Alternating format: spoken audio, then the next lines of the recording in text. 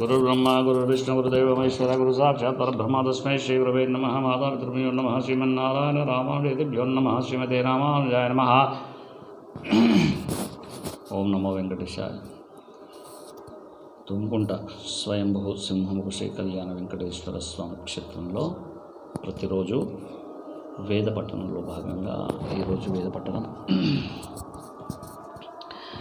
ఓం నతామినంతి మాయినో నధీరా వ్రతా దేవానాం ప్రథమాద్రువాణి నరోదసీ అద్రుహావేద్యా బిర్న పర్వతాని నమేదస్తి వంశః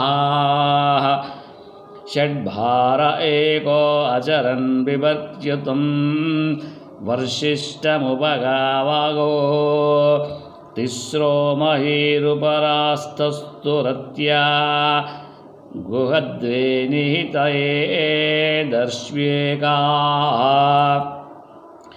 त्रिपाजस्यो वृषभो विश्वरूप उतत्युधा पुरुध प्रजावान् त्र्यनीकः पच्यते माहिनावान् सरेतोधा वृषभः शश्वतीनाम्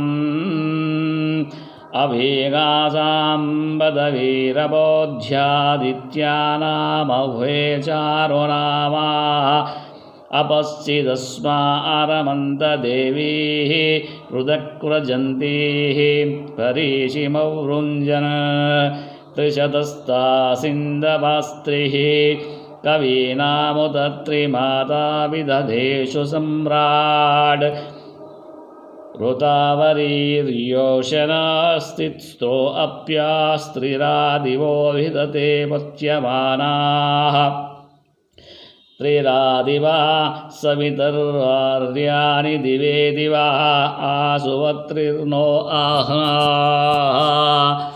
त्रिधातुराय आसुवावसूनि भगत्रातर्दिशने सातयेधा त्रिरादिवः सविता शोषवीति राजानां मित्रा वरुणा सुपानी अपश्चिदस्य रोदसी चिदुर्वीरत्नं भिक्षन्त सवितुः सवायः त्रिरुत्तमाधूनचारोचनानि त्रयो राजन्यसुरस्य वीराः ऋतामान इशिराधूलभासस्त्रिराधिवो विदते सस्तु देवाः।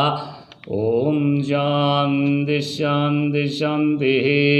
सहना भवतु सहना भुनक्तु सह वीर्यङ्करवावहै तेजस्विनामवतीतमस्तु मा विद्विषावहै। ओम शांति शांति शांति।